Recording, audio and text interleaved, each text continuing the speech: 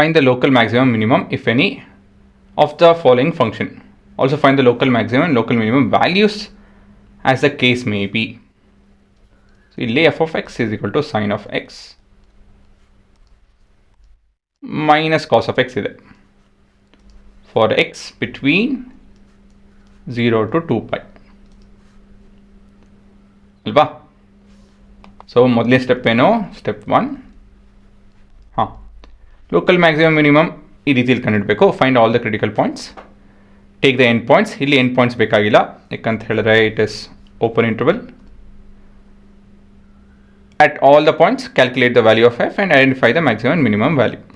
So step 1 ಬಂದು f prime of x. So we have f prime of x is equal to cos of x plus sine of x ಅಲ್ವಾ. Step 2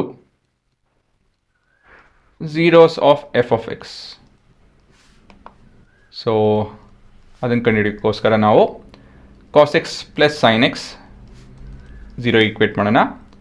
ಇದು ಸ್ವಲ್ಪ rearrange ಮಾಡಿಕೊಂಡು sine x will be equal to minus cos x.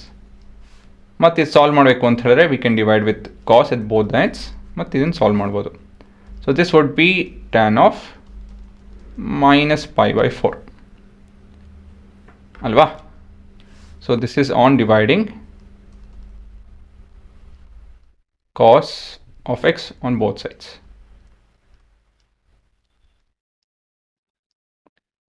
ಮತ್ತು ಇದೆಲ್ಲ ನಿಮ್ಗೆ ಇವಾಗ ಗೊತ್ತಿರಬೇಕು ಇಷ್ಟರಲ್ಲಿ.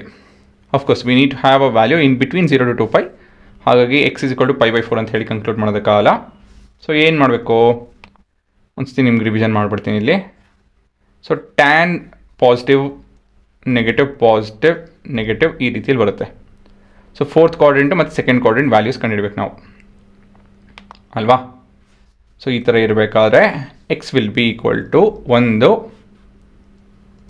So the first possibility is x is 2 pi minus pi by 4 ಅಂತ ಹೇಳಿದ್ರೆ 7 pi by 4. ಅದು ನಿಮ್ಮ ಫೋರ್ತ್ ಕ್ವಾಡ್ರೆಂಟ್ ಕೊಡುತ್ತೆ. ಫೋರ್ತ್ ಕ್ವಾಡ್ ಸರಿನಾ. ಮತ್ತೊಂದು ಜಾಗ ಅಂತ ಹೇಳಿದ್ರೆ second quadrant.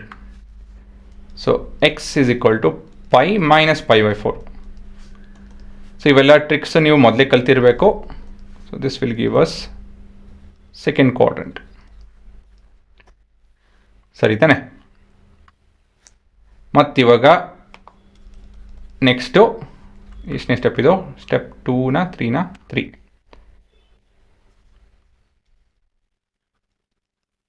find the values ಅಷ್ಟೇ. So f of x which is given by sine of x minus cos of x. ನಾವೇನಿದ್ರು ಎಫ್ ಆಫ್ 3 pi by 4 ಮತ್ತು 7 pi by 4 ಕಂಡುಹಿಡಬೇಕು ಅಲ್ವಾ.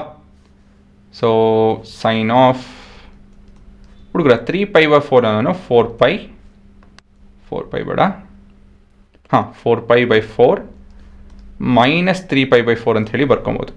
ಸರಿ, ಮೈನಸ್ pi by 4 ಅಂತ ಹೇಳಿ ಬರ್ಕೊಬೋದು. ಅದೇ ಕ್ಯಾಲ್ಕುಲೇಷನ್ ಎಲ್ಲ ನಾವು ಮಾಡಿದ್ದಿಲ್ಲಿ. Minus cos of 4 pi by 4 minus pi by 4 ಈ ರೀತಿಯಲ್ಲಿ ಬರ್ಕೊಬೋದು.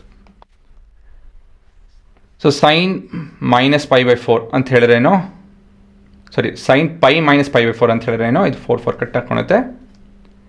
ಫಸ್ಟ್ ಕ್ವಾಡ್ರೆಂಟಲ್ಲಿದೆ ಸೈನ್ ಆಫ್ pi by 4 ಅಂತ ಹೇಳಿದ್ರೆ 1/√2 minus 1 into cos of pi minus pi by 4 ಅಂತ ಹೇಳಿದ್ರೆ ಮೈನಸ್ 1/√2. ಇದನ್ನು ಕ್ಯಾಲ್ಕುಲೇಟ್ ಮಾಡ್ತು ಅಂತ ಹೇಳಿದ್ರೆ 2/√2 ಬರುತ್ತೆ. So basically √2. So answer is √2. So ಅದೇ ರೀತಿಲಿ ಎಫ್ ಆಫ್ 7 pi by 4 ತಗೊಳ್ಳೋಣ. So that would be sine of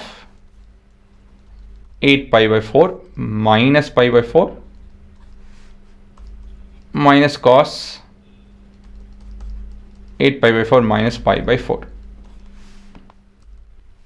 So ಇದು ಕ್ಯಾಲ್ಕುಲೇಟ್ ಮಾಡ್ತು ಅಂತ ಹೇಳಿದ್ರೆ ಸೆಕೆಂಡ್ ಕ್ವಾಡ್ರೆಂಟಲ್ಲಿ ಸೈನ್ ನೆಗೆಟಿವ್ ಇದೆ. So sine of pi by 4 ಬಂದು 1/√2 minus 1 into cos of pi by 4 second ಕ್ವಾಡ್ರೆಂಟಲ್ಲಿ it would be plus 1 by root 2. So all in all, this would be minus root 2. So maximum minimum value I know. So maximum value is local maximum value is root 2 and local maximum occurs at ಇಲ್ಲಿ ಬರುತ್ತೆ ಇದು at x is equal to 3 pi by 4 ಅಲ್ವಾ. Next local minimum value is minus root 2 and local minimum at x is equal to 7 pi by 4. So ಇದೆ ನಿಮ್ಮ ಉತ್ತರ, ಸರಿನಾ? ಹಾಂ, graph ನೋಡ್ಸ್ಬಿಡ್ತೀನಿ. So ಇಲ್ಲಿ ನೋಡ್ಬೋದು ಎಕ್ಸ್ಪ್ರೆಷನ್ನು n p sine of x minus n p cos of x ಅಂತ ಹೇಳಿದ್ರೆ sine x minus cos x. So ಇಲ್ಲಿ ನೋಡ್ಬೋದು ನಮ್ಮ ಮ್ಯಾಕ್ಸಿಮಮ್ಮು ಲೋಕಲ್ ಮ್ಯಾಕ್ಸಿಮಮ್ಮು ಇಲ್ಲಿ ನೋಡಿ ಸ್ಲೋಪ್ 0 ಬರ್ತಾ ಇದೆ. So this is happening at 2.35 and the maximum value is approximately 1.5. ಅಂದರೆ 1.5 ಮುಟ್ತಾ ಇಲ್ಲ ಅದು. ಸೊ 1.4 1.5 ನಡುವೆ ಇದೆ. Root 2 is 1.414 approximately. ಮತ್ತಿದು 2.35. ಸೊ 3 pi by 4 ನಾನು ಕ್ಯಾಲ್ಕುಲೇಷನ್ ಚೆಕ್ ಮಾಡಿದೆ. 3 pi by 4 ನೋಡಿ ಸಿಮಿಲರ್ 2.355 2.35 ಸರಿ ಇದೆ. ಲೋಕಲ್ ಮಿನಿಮಮ್ ಇಲ್ಲಿ ಬರುತ್ತೆ ಕ್ಲಿಯರಾಗಿ. ಸೊ ಇಲ್ಲಿ ನಮ್ಮ ಸ್ಲೋಪ್ ಎಲ್ಲಿ 0 ಆಗುತ್ತೋ ಅಪ್ರಾಕ್ಸಿಮೇಟಾಗಿ 0 ಆಯ್ತು ನೋಡಿ ಕರೆಕ್ಟಾಗಿ. 5.5 ಇದೆ ನಮ್ಮ input value 5.5. So this would be in terms of radians ಎಲ್ಲ. So 7 into 3.14 divided by 4. So 5.5 approximately. ಮತ್ತು ಇಲ್ಲಿನ ವ್ಯಾಲ್ಯೂ ಇದನ್ನು ಇಲ್ಲಿ ನೋಡ್ಬೋದು ನೀವು. ನಾನು ಸ್ಕ್ರೋಲ್ ಮಾಡ್ತು ಅಂದರೆ ಇಲ್ಲಿ ವ್ಯಾಲ್ಯೂ ನೋಡಿ, ಅಲ್ಲಿ ಮೂಲೆಯಲ್ಲಿ ಕಾಣುತ್ತೆ -1.42 ಇದೆ. ಸೊ ಅಪ್ರಾಕ್ಸಿಮೇಟಾಗಿ ಅದೇ ಬರೋದು ಉತ್ತರ ಅಲ್ವಾ. So basically this is your answer, ಸರಿನಾ? ಸೊ ಈ ರೀತಿಯಲ್ಲಿ ನೀವು ವೆರಿಫೈನೂ ಕೂಡ ಮಾಡ್ಬೋದು. ಗ್ರಾಫ್ ನೋಡಿ ಅರ್ಥ ಮಾಡ್ಕೊಳ್ಳಿ ಚೆನ್ನಾಗೆ, ಹೇಗೆ ಬಿಹೇವ್ ಆಗುತ್ತೆ, ಏನೇನು ಎಕ್ಸ್ಪ್ರೆಷನ್ ಹೇಗೆ ಬಿಹೇವ್ ಆಗುತ್ತೆ ಅಂತೆಲ್ಲ ಹೇಳಿ.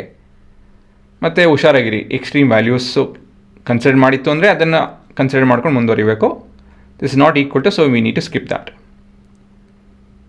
ಸೊ ಒಂದು ಕಾಂಕ್ರೀಟ್ ರೂಲ್ ಎಲ್ಲ ಕಡೆನೂ ಉಪಯೋಗಿಸೋಕ್ಕಾಗಲ್ಲ, ಬಟ್ ಮೆಥಡಾಲಜಿ ಅಂತ ಹೇಳ್ತು ಅಂದರೆ ಜನರಲಾಗಿ ಇದೇನೇ.